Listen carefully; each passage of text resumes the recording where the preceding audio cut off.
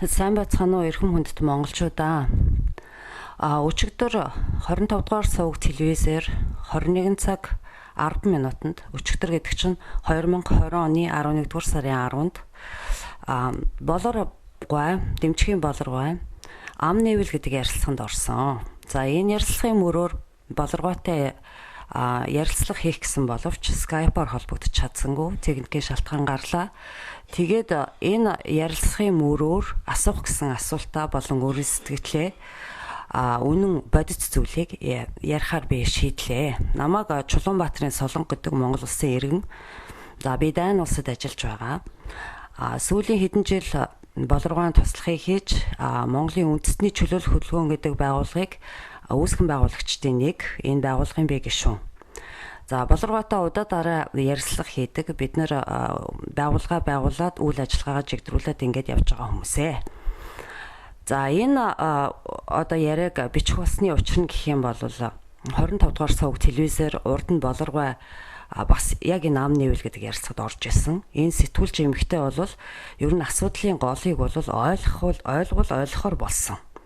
Гэтэл энэ удаагийн ярилцлага бол маш их одоо хачин байдалтай болж өнгөрлөө гэж би харж байна. Энэ бүсгүй бол Монголын ард түмний тархи толгойг эргүүлж одоо тархийг угааж байсан яг тэр өгүүлбэрүүдийг өмнө нь огт ярилцаж байгаагүй хүн шиг ийм хачин сонин байдлаар ярьж давтаж ингэж ярьж байна.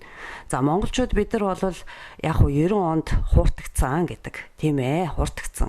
Ер нь бол ардчил гэдэг сайхан юм байдгийн байна. Энэ бид нар сайн сайхан нийгэм рүү орчих юм байна гэж бодож одоо улс орноо нураалтсан олон хүмүүс байгаа. Санаатай олон самсаргүй. Санаатай улсууд бол ашиг эд мөнгө одоо албан тушаалын сонирхлоор бол бас оролцсон. Гэтэл одоо эн чин тэрнээс хойш маш олон жил өнгөрчөөд байхад асуудал бол бүгд тодорхой байхад одоо болтол хүмүүс энэ асуудлыг ойлгохгүй байгаа нь бол үнэхээр харамсалтай байгаа. За яг ойлгох хэсэг гэж байна, ойлгохгүй хэсэг гэж байна. За болоргойн тухайд гэх юм бол болорволд гэдэг нэрээрээ олон жил одоо нийтлэл бичиж, маш олон ном орчуулж, баримтат кинонууд орчуулж энэ нийгмийг бол ухааруулж сэхэрүүлэх ажилд үнэхээр одоо үнэлж баршгүй их одоо үүрэг гүйцэтгэсэн хүн. За энэ хүний одоо энэ олон жил бичиж ярьж байгаа зүйлийг уншигч, сонсогчдын тоо бол жилээс жилд нэмэгдсээр байдаг. Тийм учраас болор инфо сайтыг уншигч дэмжигчд гэсэн пэйжийг би өөрөө админаар ажиллуулж эхэлсэн хэдэн жилийн өмнөөс. Тэгээд бол Facebook энэ олон нийтийн сүлжээнд болоргойн нийтлэлүүд болон ярилцлагуудыг тавьж эхэлсэн байгаа. За энэ бол миний өөрийн эх оронч одоо сэтгэл өөрийн одоо тэр дотоод мотивац гэдэг шүү дээ. Тэрнгээр эхэлсэн зүйл. Ягаад гэвэл би бол олон улсын харилцааны мэргэжилтэй хүн. 1992 онд олон улсын харилцааны дээд сургуулийн Франц судлалын ангийг төгссөн олон улсын харилцааны мэргэжилтэй хүн. Дараа нь би Дайн улсад ирээд бас 2 магистр хамгаалсан. Нэг нь бол олон улсын бизнесийн магистр, нөгөөх нь харьцуулсан нийгмийн бодлого судлалын магистрыг хамгаалсан байна.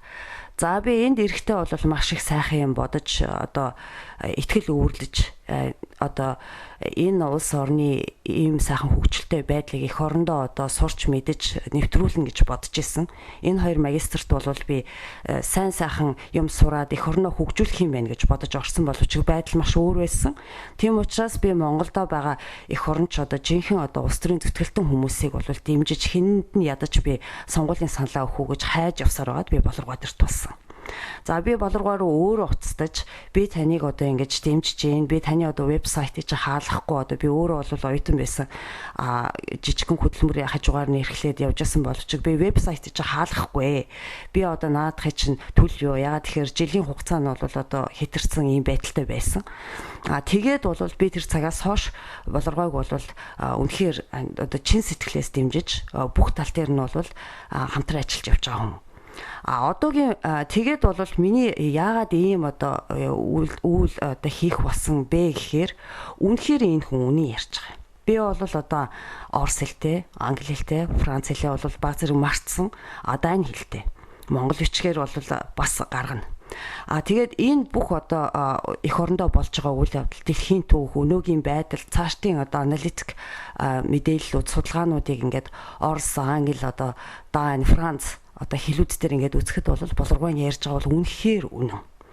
Болоргойг бол одоо энэ сэтгүүлч бол зориудаар ингэж инженер санхүү эдийн засгийн судлаач гэж нэрлсэн байна. Энэ хүн бол санхүү эдийн засгийн судлаач төдийхөн хүн огт биш.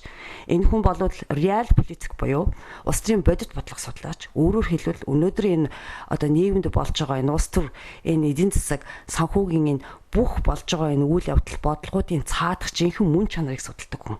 Ийм одоо өргөн далаацтай судалгаа хийж байгаа ийм одоо үнэхээр үнэн үгийг айхгүй зоригтой ингэж хичнээн жил ярьж байгаа хүн бол Монголд байхгүй. Энэ бол цорын ганц хүн.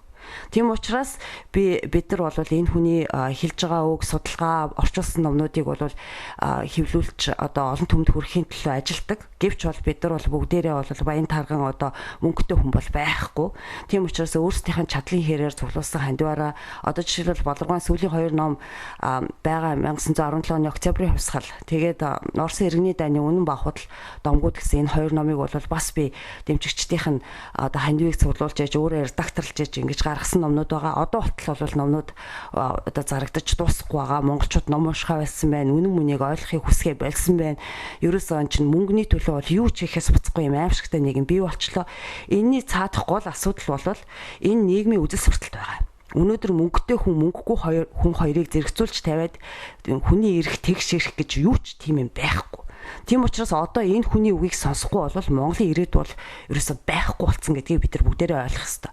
Боловсролын асуудлыг ярьж, эрүүл мэндийн асуудлыг ярьж, энэ бол тус-тусдаа сэдвүүд ерөөсөй биш. Өнөөдөр төр засаг гэж юм байхгүй болсон. Гадны тавиулаад ороод ирсэн. Төрийн эргэлтээр ингээд улс орноо нураалгацсан байгаа нөхцөлд төр засаг нь ард түмэн улс орныхоо төлөө ямар нэгэн бодлого хэрэгжүүлэх ямар ч боломжгүй байгаа үед боловсрол, эрүүл мэнд байтугай бүх юм чинь бол байхгүй болно. Энийг Монголын ард түмэн бүгдээрээ ойлгох хэрэгтэй. Тийм учраас бид нар бол одоо хүчээ нэгтгэж тэг хамгийн гол нь одоо манай эх орончд гэж яриад байгаа хүмүүс чи бүгдээрээ 100 задгай 60 хагарах асуудлынхаа ар араас хөөцөлтөд ингээ явчихдаг.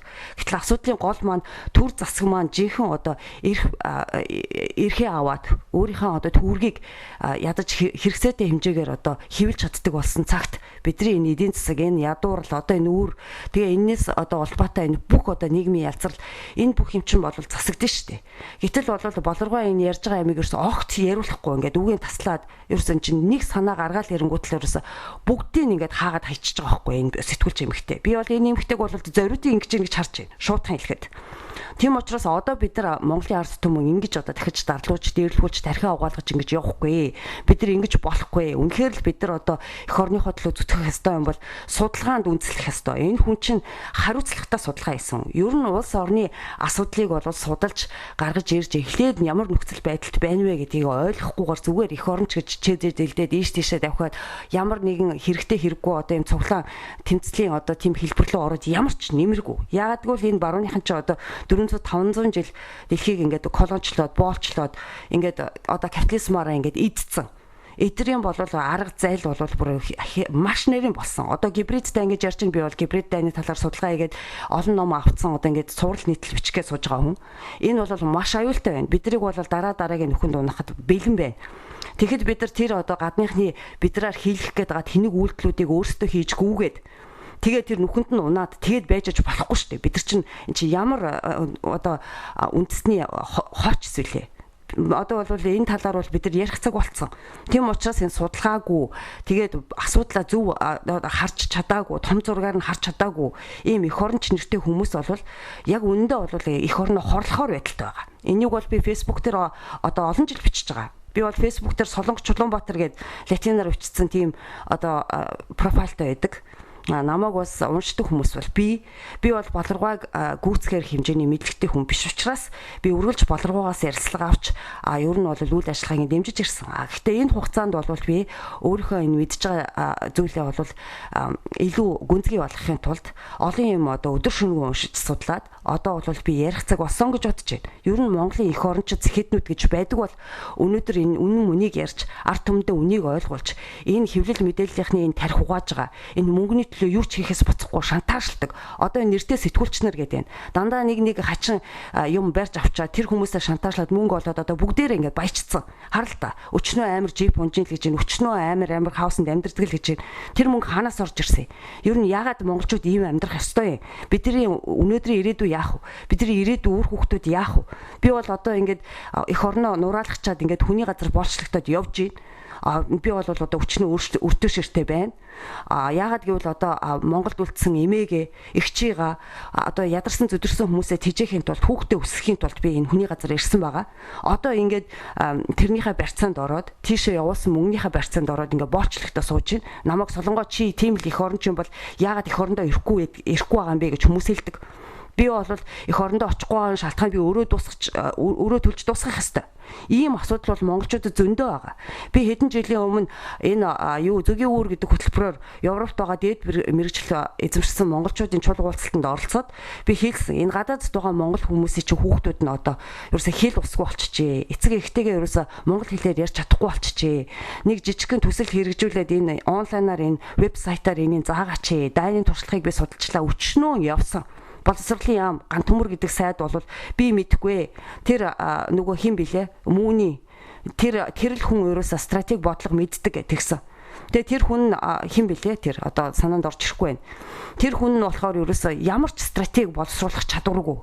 Юу яриад байгааг нь мэддэхгүй. Гадаадд байгаа өөрсдөө боловсруулсан одоо тийм сурах хүчгүүдийг бид нар боловсролын яам дэмжиж тэрийг хэвлүүлнэ гэж байгаа. Тэр мэрэгжлийн бос хүмүүс ямар юм боловсруулчаад тэрийг Монголын хүүхдүүдэд заах гэдэг байгаа юм. Гэх мэтчлэн бол одоо ерөөсөө бүр тоо тамшгүй амжигтай асуудлууд бий болж штэ. Тэгээд тийм учраас бол би одоо ингээд удаан яриад явах уу. Ерөнхийдөө бол монголчуудаа бид нар өнөөдөр ийм хэцүү байгаагийн хамгийн гол шалтгаан бол бид нар өнөөдөр болохгүй нийгмийн үзэл сурталтай тийм аимшигтай хүн хүндээ чон хүн хүнээ хайрладгүй, хүн хүнийхээ төлөө зүтгэдэггүй, хамтын ёс байдгүй ийм нийгмээр бид нар орчлоо. Энэ ёс суртахууны өөрийнх нь энэ үзэл баримтлал, энэ худал хуурмаг, энэ ардчил гэдэг нэрээр орж ирсэн зэрлэг капитализм бол монголчуудыг эцээцт бие бинийгээ барьж идэх дуусгана. Тийм учраас одоо бид нар энэ нийгмийг халах ёстой. Тэгэхээр надаас асуудаг, биднээс асуудаг. Социализм байгуулах гэж байгаа юм уу тэгээд гэж. Юу гэж нэрлэх нь хамаагүй. Сая болоргоо хэлсэн шүү дээ.